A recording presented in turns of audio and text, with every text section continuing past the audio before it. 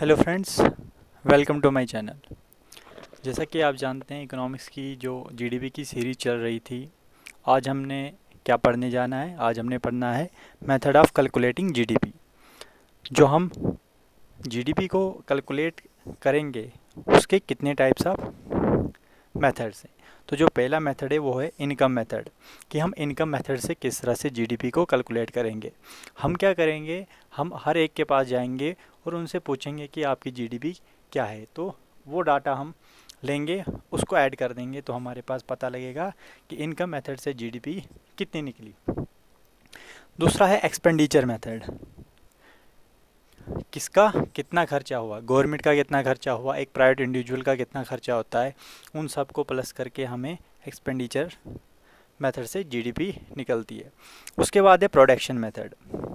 Production मतलब कितना हमने प्रोडक्शन करा, उससे हम भी जीडीपी को निकाल सकते हैं। ये जो प्रोडक्शन मेथड होता है, इसको हम जीवीए भी बोलते हैं, ग्रॉस वैल्यू एडिड। ठीक है। और ये जो एक्सपेंडिचर मेथड होता है, इसको हम जीडीपी एट मार्केट प्राइस भी बोलते हैं। ठीक है, तो हम एक एक करके आप देखेंगे। तो सबसे पहले हम देखेंगे कि इनकम मेथड से किस तरह से जीडीपी को निकाला जाता है। इनकम मेथड यानी कि लोगों की इनकम। तो यहाँ पर इनकम कब बनेगी, जब हम कुछ काम करेंगे। जब हम कुछ काम करेंगे तभी तो इनकम बनेगी, है ना। तो मान लो कोई प्रोडक्ट बना, मतलब कुछ प्रोडक्शन हुई, तो यहाँ पर क्या हुआ, मैंने किन्हीं लोगों को काम पे लगाया। मान लो मैंने लेबर लगाए, ठीक है। लेबर को मैंने क्या दिया, वेजेस दी, मतलब मैंने इनकम यहाँ पर इसको दी, है ना, पैसा दिया। उसके बाद कैपिटल कैपिटल इंटरेस्ट, है ना, इसको भी रुपया दिया। उसके बाद बिजनेस या एंटरप्रेन्योरशिप, यहाँ पर उसको प्रॉफिट हुआ, मतलब एक तरह का उसको पैसा मिला, प्रॉफिट मिला उसको। उसके बाद लैंड जो थी हमारी, यहाँ पर भी मैंने रेंट दिया, मतलब कुछ ना कुछ इनकम यहाँ पर उनको मिली। तो हम क्या करेंगे, ये जो सारा हमारे पास इनकम बनी, इन सब की जो इनकम बनी, उसको ऐड कर देंगे। उसको क्या कर देंगे, ऐड कर देंगे। और जब हम इसको ऐड कर देंगे, तो वो हमारे पास क्या बनेगा, वो हमारे पास बनेगा जीडीपी एट, कल पढ़ा था GDP at factor cost, GDP at factor cost. ठीक है। तो अब हमें जीडीपी एट फैक्टर कॉस्ट से मार्केट प्राइस पता करनी है ना, मार्केट प्राइस ही तो पता करनी है कि जो एक प्रोडक्ट है वो मार्केट में कितने रुपए का भेजा। तो जब हम यहाँ से मार्केट प्राइस पे जाएंगे, जब हमें जीडीपी एट मार्केट प्राइस पे निकालनी होगी, तो हम क्या करेंगे, हम ये जो फैक्टर कॉस्ट वाला जीडीपी था, इसमें क्या कर देंगे, इसमें टैक्स को ऐड कर देंगे और सब्सिडीज़ को माइनस कर देंगे। ठीक है ना। तो ये हमारे पास क्या निकलेगा, जीडीपी एट मार्केट प्राइस, लेकिन ये निकलेगा हमारा करंट प्राइस पर। ये क्या निकलेगा हमारा, करंट प्राइस पर जीडीपी।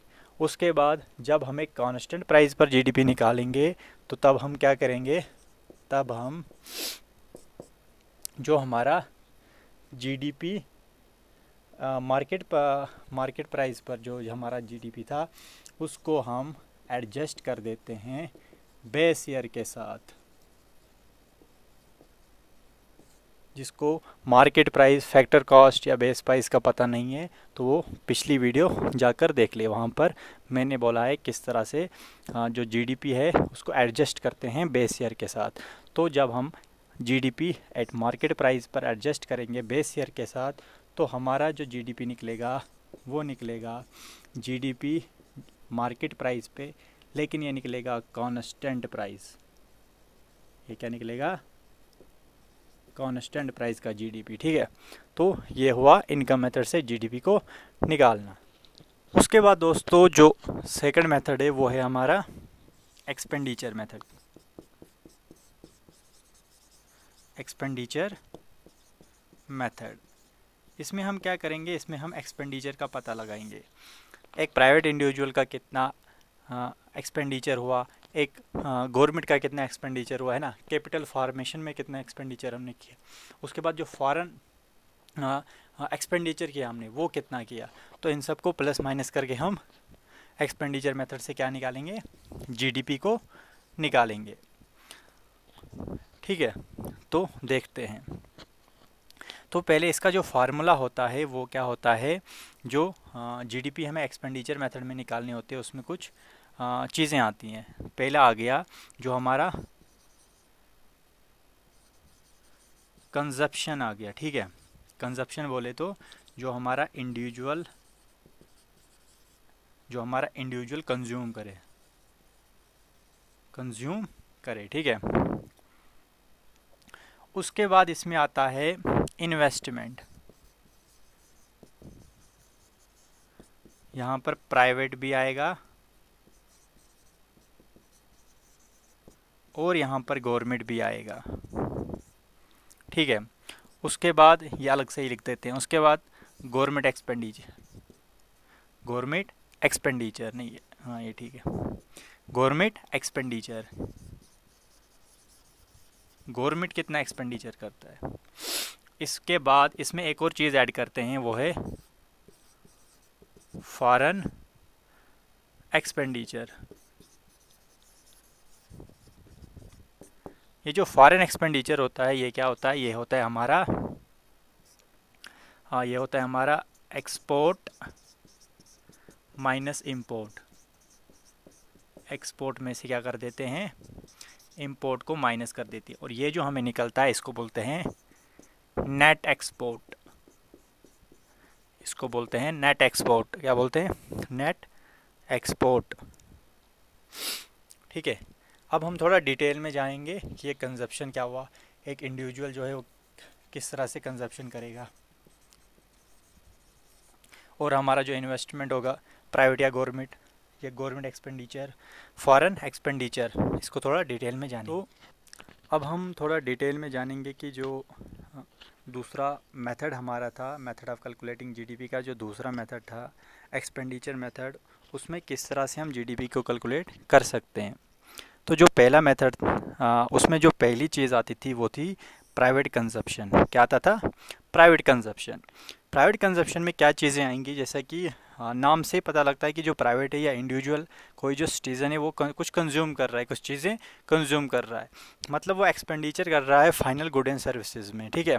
यहाँ पर जो उसमें एक्सपेंडिचर किया वो प्राइवेट कंजप्शन में उसका आ गया।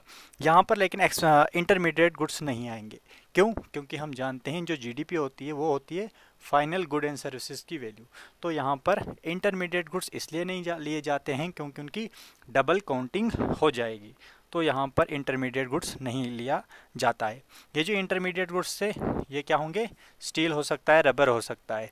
कहाँ, जब हम कोई गाड़ी बनाएंगे, है ना, जब कोई गुड बनाएंगे मतलब गाड़ी बनाएंगे, तो यहाँ पर रबर या स्टील नहीं लेंगे हम, मतलब जो गाड़ी का टायर होगा उसको हम अलग से नहीं लेंगे। क्यों, क्योंकि वो क्या है, एक इंटरमीडिएट गुड है, किसका, गाड़ी का। तो यहाँ पर हम क्या लेंगे, यहाँ पर हम फाइनल कार लेंगे। और जो हाउस है, जिस हाउस में अगर कोई इंडिविजुअल रेंट पे रह रहा है तो वो क्या कर रहा है, पे कर रहा है ना, वो पे कर रहा है, तो वो भी क्या आएगा, प्राइवेट कंजप्शन में आएगा, ठीक है। उसके बाद जो अगली चीज़ आती है वो एक इन्वेस्टमेंट। कहाँ पर कौन बंदा कितना इन्वेस्ट कर रहा है, किस चीज़ में कर रहा है। तो यहाँ पर अगर कोई बंदा नया हाउस खरीदेगा तो इन्वेस्टमेंट में आ जाएगा ना, न्यू हाउस परचेज, नया हाउस खरीदा तो मतलब उसने इन्वेस्ट किया, पैसा लगाया। यहाँ पर हम इंटरमीडिएट गुड्स को लेंगे।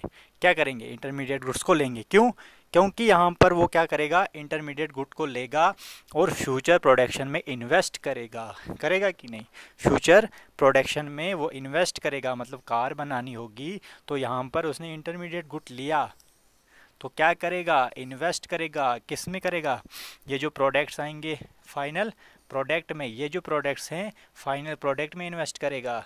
तो यहाँ पर इंटरमीडिएट गुड्स को लिया जाएगा। क्यों? क्योंकि फ्यूचर प्रोडक्शन के लिए। उसके बाद जो हैवी मशीनरी है वो भी यहाँ पर आएगी, ठीक है। उसके बाद जो बिल्डिंग स्ट्रक्चर्स वगैरह होंगे उनमें भी इन्वेस्ट करेंगे, ठीक है, उनमें भी इन्वेस्टमेंट होती है। उसके बाद जो अगली चीज़ है वो है गवर्नमेंट का एक्सपेंडिचर, कि जो गवर्नमेंट है वो कहाँ पर खर्चा कर रही है। इसमें जो पहली चीज़ आएगी या इसमें जो आएगा वो आएगा गवर्नमेंट जो एम्प्लॉयर्स हैं उनकी सैलरी, मतलब गवर्नमेंट उनको क्या कर रही है, पे कर रही है। क्यों पे कर रही है? क्योंकि जो गवर्नमेंट एम्प्लॉयर्स हैं वो क्या, वो सर्विस प्रोवाइड कर रहे हैं ना, काम कर रहे हो। तो गवर्नमेंट जो एक्सपेंडिचर करेगी यहाँ पर in the form of salary करेगी, ठीक है। यहाँ पर जो फूड कॉरपोरेशन ऑफ इंडिया है वो क्या करता है, ग्रेन्स को परचेज करता है और फिर बांटता है, अनाज वगैरह बांटता है। तो यहाँ पर भी क्या करेगा, गवर्नमेंट ही इन्वेस्ट करेगा, है ना। गवर्नमेंट क्या करेगा, एक्सपेंडिचर करेगा अपना, है ना, गवर्नमेंट एक्सपेंडिचर करेगा। उसके बाद जो बैलेंस ऑफ पेमेंट है वो यहाँ पर नहीं आती है। Balance transfer of payment, transfer payment जो है वो यहाँ पर नहीं आती है। बैलेंस ऑफ पेमेंट कोई अलग होती है, जो इंटरनेशनल हम ट्रांसफ़र करते हैं वो अलग चीज़ है, वो भी पढ़ेंगे। तो यहाँ पर जो ट्रांसफ़र पेमेंट हुई वो नहीं आएगी। ट्रांसफ़र पेमेंट मतलब जो पेंशन्स हम देते हैं, जो स्कॉलरशिप्स हम देते हैं, है ना, या डीबीटी जो हुआ डायरेक्ट बेनिफिट ट्रांसफ़र, जिसके तहत अकाउंट में कुछ पैसा वैसा आता है, ठीक है। तो यहाँ पर ये चीज़ें क्यों नहीं लेंगे हम, क्योंकि ये तो वो प्राइवेट कंजप्शन के लिए ले रहा है ना, इसका तो प्राइवेट यूज़ करेगा, है ना। तो दोस्तों उसके बाद जो फॉरेन एक्सपेंडिचर है, जो इसका लास्ट वाला कंटेंट आता है, जो लास्ट वाली कंपोजिशन इसकी है वो है फॉरेन एक्सपेंडिचर। फॉरेन एक्सपेंडिचर कैसे निकलता है? फॉरेन एक्सपेंडिचर निकलता है जो हमारा इम्पोर्ट होगा, एक्सपोर्ट होगा, जो हमारा एक्सपोर्ट होगा, मतलब जो अलग अलग देश में हम प्रोडक्शन भेजेंगे उसमें से माइनस कर देना है अपन लोगों का इम्पोर्ट, जो इम्पोर्ट होगा उसको माइनस कर देना है, ठीक है। ये माइनस क्यों करना है? क्योंकि जो चीज़ बाहर से हमारे देश में आएगी उसकी प्रोडक्शन कहाँ होगी, है ना। जो जीडीपी के मायने हैं उससे हमें पता लगता है कि जो प्रोडक्शन इंडिया में होगी विद इन द बाउंड्री होगी, उसी का हमें मार्केट वैल्यू या फाइनल वैल्यू लेना है। लेकिन जो इम्पोर्टेड सामान आएगा वो तो बाहर से आ रहा है, तो बाहर से आ रहा है इसलिए इसको जीडीपी में काउंट नहीं करना है। तो क्या करेंगे हम, इसको माइनस कर देंगे, मतलब यहाँ पर हमें क्या निकलेगा, नेट एक्सपोर्ट निकल जाएगा, ठीक है। तो क्या देखा था हमने, जो हमारा कंज्यूमर था वो जो कंजप्शन कर रहा था उसको प्लस कर देना है इन्वेस्टमेंट के साथ, उसको प्लस कर देना है हमारा जो गवर्नमेंट का एक्सपेंडिचर निकला था, उसको प्लस कर देना है किसके साथ, जो हमारा फॉरेन एक्सपेंडिचर निकला, जो हमारा फॉरेन एक्सपेंडिचर निकला। यानी कि हम ऐसे लिख सकते हैं C+I गवर्नमेंट इन्वेस्टमेंट प्लस, यहाँ पर हम क्या लिखेंगे, यहाँ पर हम लिखेंगे X माइनस M, मतलब एक्सपोर्ट में से इंपोर्ट को निकाल देना है, जिसको हम बोलते हैं नेट एक्सपोर्ट, ठीक है। तो ये हमारा मेथड ऑफ कैलकुलेशन का जो सेकंड नंबर था, एक्सपेंडिचर मेथड से जीडीपी को कैसे निकालते हैं वो निकल गया, ठीक है।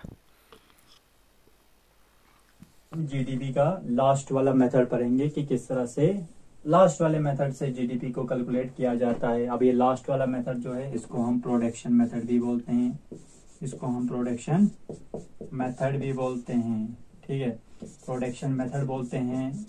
और इसका एक नाम है जिसको हम बोलते हैं GVA, मतलब ग्रॉस, याद रखना नेट नहीं है, ग्रॉस वैल्यू एडेड। नाम से पता लगता है कि इसमें क्या हुई होगी, कुछ वैल्यू ऐड हुई होंगी, कुछ वैल्यू ऐड हुई होंगी। तो आप देखेंगे क्या वैल्यू ऐड हुई होंगी। मान लो मेरे पास क्या है, आयरन ओर है, ठीक है, आयरन की खान है मेरे पास, ठीक है।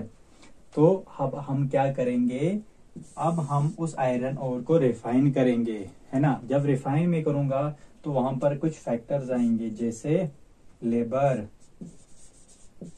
आएगा कि नहीं, जैसे लैंड, जैसे कैपिटल, है ना। इन सब के बिना तो कुछ काम होगा ही नहीं, कुछ प्रोडक्शन होगी नहीं।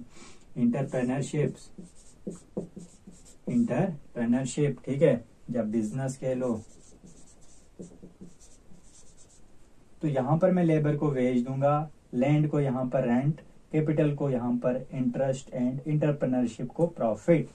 तो जब मैं यहां पर क्या करूंगा, जब मैं यहां पर इन सबको पे करूंगा तो वो क्या करेंगे, आयरन ओर को रिफाइन करेंगे। मान लो उन्होंने क्या कर दिया, स्टील बनाया, ठीक है, स्टील बनाया और यहाँ पर जो वैल्यू ऐड हुआ, मतलब यहाँ पर जो मुझे खर्चा आया वो मान लो 1 लाख का आ गया, 1 लाख का, ठीक है।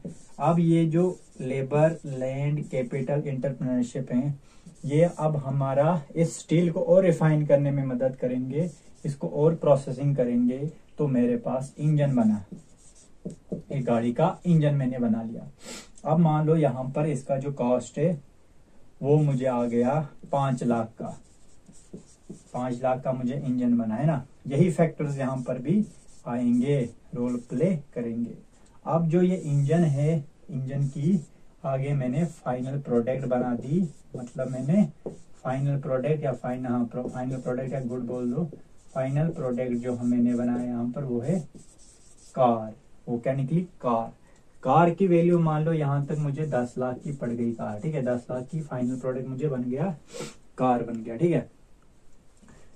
अब यहाँ पर क्या करूंगा मैं, अब यहाँ पर मैं करूंगा वैल्यू एडिशन, है ना, वैल्यू एडिशन, मतलब कितनी वैल्यू ऐड हुई है। तो देखिए आयरन ओर से स्टील तक जाने के लिए 1 लाख रुपए वैल्यू ऐड हुआ कि नहीं।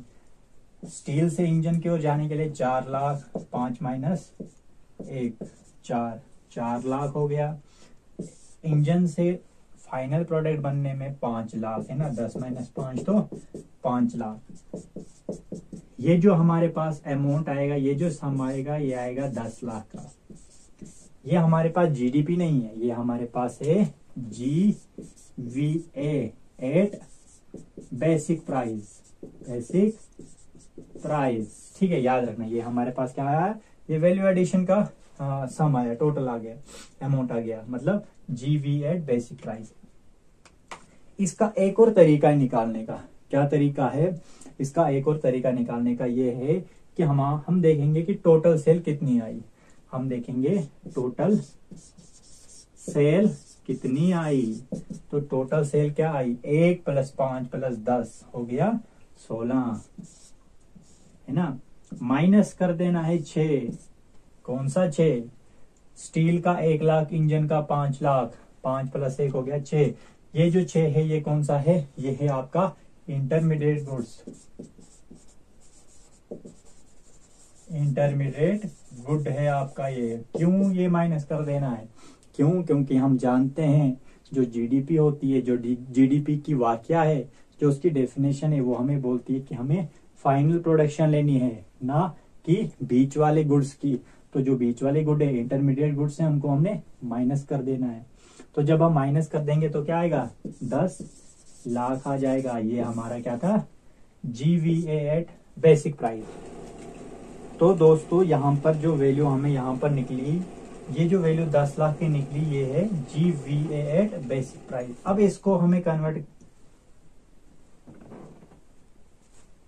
तो दोस्तों जो ये वैल्यू निकली GVA की बेसिक प्राइस पर, ये 10 लाख, इसको कन्वर्ट कर देना है हमें मार्केट प्राइस पर। क्यों, क्योंकि ये जो GVA निकला, क्रॉस वैल्यू एडेड निकला, ये फाइनल प्रोडक्ट का निकला। और ये फाइनल प्रोडक्ट जो कार है, ये कहाँ जाएगी, मार्केट में जाएगी। मार्केट में क्या करने जाएगी, घूमने जाएगी, है ना, मतलब बिकने जाएगी वहां पर।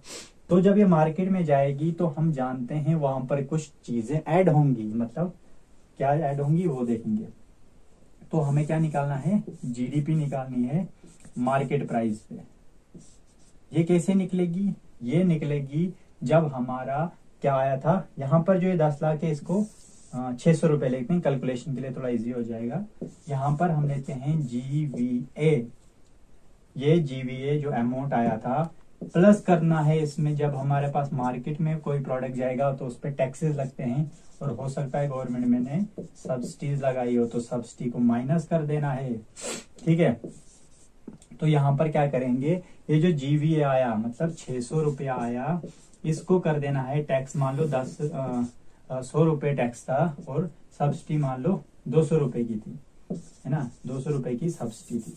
तो जो हमारे पास टोटल प्रोडक्ट आएगा यहाँ पर आएगा 700 माइनस 200, जो 500 रुपये हमारे पास आया, जो 500 रुपये हमारे पास आया, ये हमारे पास निकला GDP मार्केट प्राइस, लेकिन निकलेगा करंट प्राइस पर। करंट प्राइस दोस्तों याद रखना, ये जो 500 रुपये निकला ये निकला हमारा GDP मार्केट प्राइस पर, लेकिन करंट ईयर के बेसिस पर, जो करंट प्राइस था उसके बेसिस पर ये निकाला, करंट प्राइस के बेसिस पर। अब हमें करंट प्राइस के बेसिस से क्या निकालना है, हमें निकालना है GDP मार्केट प्राइस, लेकिन कांस्टेंट ईयर की, कांस्टेंट ईयर की मतलब कांस्टेंट प्राइस पे निकालेंगे। तो हम जानते हैं, अगर नहीं जानते हो तो पिछला वीडियो देखो, वहां पर मैंने बोला है कांस्टेंट प्राइस क्या होता है, करंट प्राइस क्या होता है, रियल GDP क्या होती है, नॉर्मल GDP क्या होती है। तो जब हम करंट प्राइस पर यहाँ पर निकालेंगे तो कैसे निकालेंगे, यहाँ पर हमें क्या करना है, एडजस्ट करना पड़ता है, जी हाँ, किसके साथ, इन्फ्लेशन के साथ, इन्फ्लेशन का जो प्राइस आया था उसके साथ, विद बेस ईयर, जो हमारा बेस ईयर था। बेस ईयर नहीं जानते हो तो पिछला वीडियो देखो।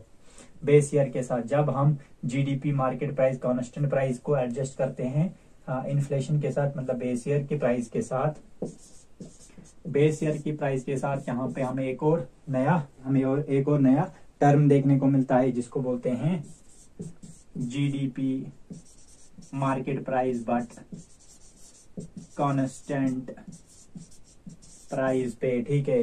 तो GDP खत्म हो गया, अब हम